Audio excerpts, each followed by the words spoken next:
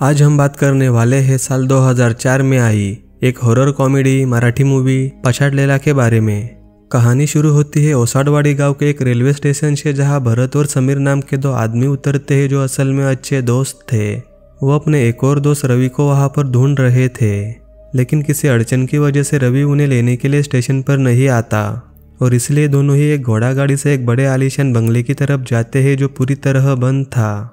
वहाँ कोई भी नहीं होने के कारण वो बंगला भूतिया लग रहा था।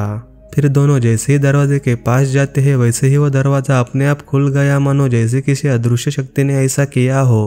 भरत और समीर दोनों ही बंगले के अंदर रवि को ढूंढते हैं, लेकिन रवि वहां पर नहीं था। फिर जैसे ही दोनों ऊपर जाकर वहां का दरवाजा खोलते हैं तो उन्हें एक हैरान करने वाली बात पता चली कि उन्हीं का दोस्त रवि उनके साथ मजाक कर रहा था। रवि का ये मजाक भरत और समीर को पसंद नहीं आता और वो दोनों ही रवि पर गुस्सा थे, मगर क्योंकि तीनों ही अच्छे दोस्त थे तो उनका गुस्सा ज्यादा देर तक नहीं रहता। वही एक बात और थी कि ओसाडवाड़ी गांव के सभी लोगों का कहना था कि ये जो वाड़ा यानी कि जो बंगला है वो असल में एक भूतिया बंगला है और सभी लोग उस बंगले को इनामदार का वाड़ा कहते थे। खैर, जब भरत दाढ़ी करने बाथरूम की तरफ जा रहा था तो वही दीवार पर 3 लोगों की तस्वीरें लगी हुई थी।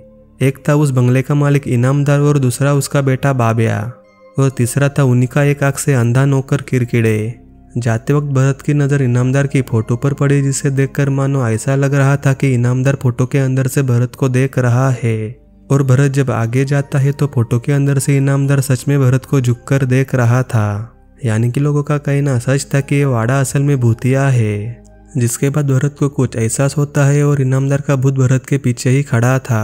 तभी भरत को अंदर के कमरे से कोई आवाज आती है और वहां जाकर देखने पर इनामदार के साथ बाबिया और किरकिड़े भी भरत के पीछे खड़े थे। फिर अगली सुबह भरत भगवान की पूजा करता है क्योंकि वो डरपोक किस्म का आदमी था। जिसके बाद तीनों उसी वाड़े के बारे में बात करते हैं कि यहाँ पर रहने वाले तीनों लोग मर चुके हैं और वो जिस वजह से मरे थे उसके बारे में हमें जल्द ही आगे पता चलेगा। वही उस वाड़े के बगल में एक और घर था जो असल में रवि की गर्लफ्रेंड मनीषा का था। मनीषा की माँ अब इस दुनिया में नहीं थी क्योंकि उनकी मौत कुएं में गिरने से हुई थी और इस हादसे का ताल्लुकात उसी वाड़े से था जो हमें आगे पता चलेगा। उसी दिन मनीषा की माँ की बरसी थी, जिस वजह से एक गुरुजी वहाँ पूजा के लिए आए थे।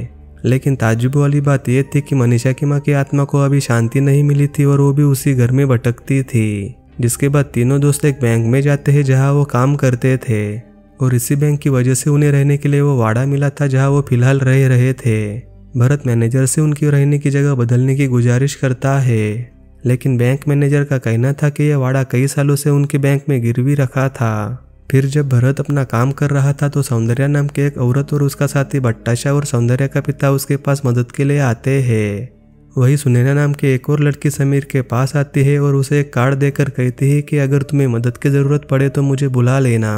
दरअसल सुनैना उसी गुरुजी की बहन थी जिसे हमने पहले देखा था और शायद सुनैना समझ गई थी कि उन्हें उनकी जरूरत पड़ेगी क्योंकि वो एक भूतिया बंगले में रह रहे थे। जिसके बाद लंच करते समय तीनों दोस्त उसी वाड़े के बारे में बात कर ही रहे थे कि तभी वहाँ पर इंस्पेक्टर महेश आता है और उस वाड़े की पूरी कहानी उन्हें बताने लगा। 16 साल पहले इनामदार अपने बेटे बाबिया और नौकर किरकिड़े के साथ इसी आलीशान महल में रहता था। बाबिया की दिमागी हालत कुछ ठीक नहीं थी और उसके सिर पर सिर्फ शादी करने का भूत सवार था। वो सिर्फ एक ही बात बोलता रहता, जिस बात से साबित हो जाता है कि वो कुछ पागल भी है। बाबा की इसी हालत से इनामदार काफी परेशान था। फिर किरकिड़े इनामदार से कहता है कि अगर बाबा की शादी हो गई तो वो सुधर जाएगा। इनामदार की भी तीव्र इच्छा थी और उसने दूर के गांव की एक लड़की से बाबा की शादी करने का फैसला किया। वही उनकी बगल के घर में रहने वाली दुर्गा मौसी जो कि मनीषा की माँ थी, उन्हें इस बारे में जब पता चला तो ये बात उन्हें पसंद नहीं आती और उन्होंने ये शादी रोकने का पूरा फैसला कर लिया था। शादी के समय दुर्गा मौसी वहाँ आकर सभी को सच्चाई बताती है कि ये लड़का असल में एक पागल है और क्योंकि इनामदार ने अपने बेटी की ये सच्चाई लड़की वालों से छिपाई थी तो उन्होंने शादी तोड़ दी। जिसके बाद सभी गांव वाले तीनों को मारने लगे। जिस बीच बाबिया और इनामदार तो वहां से भाग निकले, लेकिन किरकिड़े की उसे हाथापाई से मौत हो गई।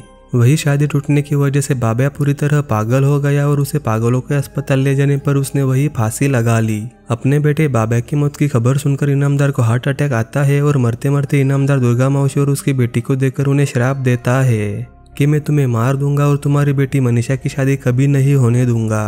और तभी से लेकर आज तक हर अमावस्या और पूर्णिमा की रात उस बंगले में सूर दुर्गे सूर यानी कि मैं तुमसे बदला लूंगा ऐसी आवाजें गूंजने लगी। और उसे अमावस्या और पूर्णिमा की रात दुर्गा मौसी भी उस कुएं के सामने दिखने लगी। अब कहानी वर्तमान में आती है, जहाँ रवि और मनीषा आपस में प्यार भरी बातें कर रहे थे और उनकी ये बातें सुनकर उन्हीं के पास खड़ी दुर्गा मौसी बहुत खुश थी। दूसरी तरफ घर के अंदर भरत जब नहाने के लिए जाता है तो नल से खून निकलने लगा। भरत इससे काफी डर गया था, तो समीर उसे बताता है ये खून नहीं बल्कि पोटेशियम है जो मैंने टंकी साफ करने के लिए डाला था। उसी रात तीनों खूब शराब पीते हैं और मस्ती करते हैं और भरत नशे की हालत में बाब्या, इनामदार और क्रिकेटे का बहुत मजाक उड़ाने लगा। फिर जब समीर और रवि पत्ते खेल रहे थे तो तीनों भूत एक साथ भरत के अंदर घुसकर उसे पोजेस करते हैं, जिसके बाद भरत बिना देखे ही बताने लगा कि किसके हाथ में कौन से पत्ते हैं। फिर भरत ने जब मनीषा के बारे में कुछ गलत कहा तो उसे चुप कराने के लिए रवि के उठकर गिरने पर भरत बिना मुड़े ही अपना सर पीछे की तरफ करता है, जिसे देखकर समीर वही बेहोश हो गया। फिर जैसे ही उन तस्वीरों को देखते हैं तो उनमें से तीनों ही गायब थे। अगले दिन समीर सुनैना को बुलाता है और उसे कल रात के बारे में बताता है, क्योंकि भले ही कल रात समीर नशे में था लेकिन उसे पूरा यकीन था कि जो कुछ भी उसने देखा वो बिल्कुल असली था। सुनैना समीर को अपने भाई गुरुजी के पास ले जाती है, जहां गुरुजी ने कहा कि वो रात में आकर सब कुछ ठीक कर देंगे। उसी रात गुरुजी उस बंगले में जाते हैं और तीनों भूतों को एक बोतल में कैद करने का दावा करते हैं, मगर गुरुजी का यह मानना बिल्कुल झूठ था और तीनों भूत भरत को पोजेस करके गुरुजी को वहां से भगाते हैं। और जब गुरुजी वहां से चले गए तो तीनों ने ही भरत को अपने वश से छोड़ दिया, जिसके बाद गुरुजी को पूरा यकीन हो गया था कि उस वाड़े में सच में भूत है। क्योंकि पहले उन्हें इस बात पर यकीन नहीं था तो उन्होंने भूतों को बोतल में कैद करने के बारे में झूठ बोला।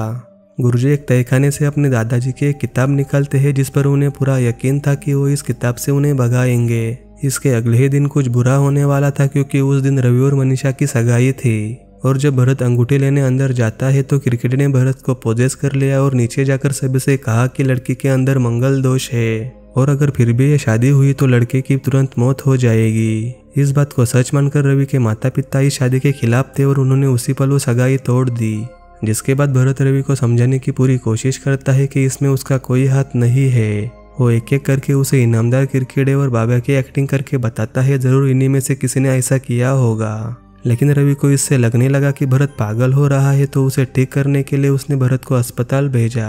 अब शादी टूटने की वजह से मनीषा और रवि दोनों ने ही भागकर शादी करने का फैसला किया, लेकिन रवि के समय पर स्टेशन न पहुंचने पर मनीषा गुस्से में उसे ढूंढने के लिए उसी वाड़ी की तरफ निकल गई।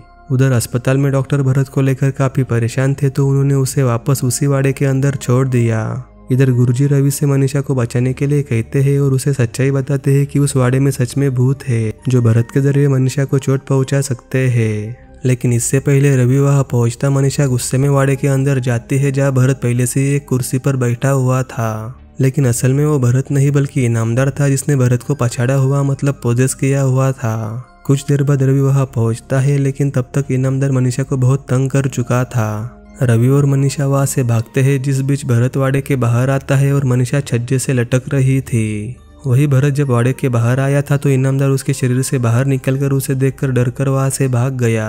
तब दुर्गा मौसी ने उसे बताया कि इनामदार की शक्ति सिर्फ इस वाड़े के अंदर तक सीमित है और मेरी इस वाड़े के बाहर। उसी पल मनीषा नीचे गिरती है और दुर्गा मौसी ने भरत को पोजेस करके मनीषा को बचा लिया। अब क्योंकि भरत के अंदर मनीषा की मां दुर्गा मौसी थी तो वो अपनी बेटी को गले लगाने लगी, जिसे देखकर रवि को ऐसा लगा कि भरत उसे कुछ कर रहा है। रवि ने नीचे जाकर भरत को रोकने की कोशिश की तो उन्होंने उसे थप्पड़ मारा, जिसके बाद उन्होंने सभी को उस वाड़े से दूर जाने को कहा ताकि इनामदार उन्हें कुछ कर ना सके। सभी वहां से भाग जाते हैं, जिससे इनामदार काफी गुस्से में था। लेकिन सभी बहुत दूर जाते उससे पहले सौंदर्या अपने पिता के साथ वहां आती है। दरअसल बैंक में मिलने के बाद भरत सौंदर्या से मिलता था और उनकी यही मुलाकात प्यार में बदल गई। लेकिन सौंदर्या को कुछ शक था कि भरत उसे किसी दूसरी लड़की के लिए धोखा दे रहा है, क्योंकि उसने भरत को मनीषा के साथ पहले देखा था, जहां भरत के अंदर का बाबा मनीषा से शादी करने की बात कर रहा था। और क्योंकि सौंदर्या के पिता के पास बड़ी बंदूक थी तो उसके डर से सभी फिर से उसी वाड़े के अंदर जाते हैं, जहां तुरंत क्रिकेटे ने भरत को पोजेस कर लिया और मनीषा को पकड़कर उसे मारने की कोशिश की। लेकिन इसमें वो सफल नहीं होता, क्योंकि उसका निशाना चूक जाता है, क्योंकि क्रिकेटे एक आंख से अंधा था। फिर वो दोबारा कोशिश करे उससे पहले ही गुरुजी उस किताब में लिखे यज्ञ के सहारे तीनों को 3 अलग अलग गुड़िया में कैद करते हैं। लेकिन उन्हें पूरी तरह खत्म करने के लिए उन्हें सभी गुड़िया को जलाना होगा। वो ऐसा करते उससे पहले ही सभी अपने अपने अवतार में आते हैं और सभी को परेशान करने लगे। बाबा तुरंत गुरुजी पर हमला करता है और समीर के साथ सुनैना उसे पकड़कर जला देती है। अब बचा क्रिकेटे और इनामदार। किरकिरी रवि को मारने की कोशिश करता है और इसी कोशिश में उसका पैर फंसकर वो एक जगह पर रुक गया और इस मौके को बिना गवाए रवि ने एक दिए को तोड़कर उससे किरकिरे को भी जला दिया। अब बचा इनामदार जो काफी होशियार था, तो उसने वाड़े का दरवाजा बंद किया ताकि कोई भी मनीषा को बचाने के लिए आ ना सके। जिसके बाद इनामदार मनीषा को मारने ही वाला था कि तभी दुर्गा मौसी भरत के अंदर घुसकर एक जलती हुई लकड़ी लेकर उसे ऊपर उड़ाती है और भरत ने बिना किसी डर के इनामदार से मनीषा को बचा लिया। इस तरह वो वाड़ा अब इनामदार के साये से मुक्त हो गया और उसी वाड़े में रवि और मनीषा की शादी हो गई। लेकिन कहानी अभी बाकी है, क्योंकि भरत जब रवि को मुबारक करने जाता है तो उसने रवि के कान में कुछ ऐसा कहा, नाहीतर काट है दुर्गा मौसी। और इसी सीन पर ये मूवी यही खत्म होती है। अगर आपको ये कहानी पसंद आई हो तो वीडियो को लाइक करके चैनल को सब्सक्राइब जरूर कर देना। कहानी में अंत तक बने रहने के लिए आपका धन्यवाद।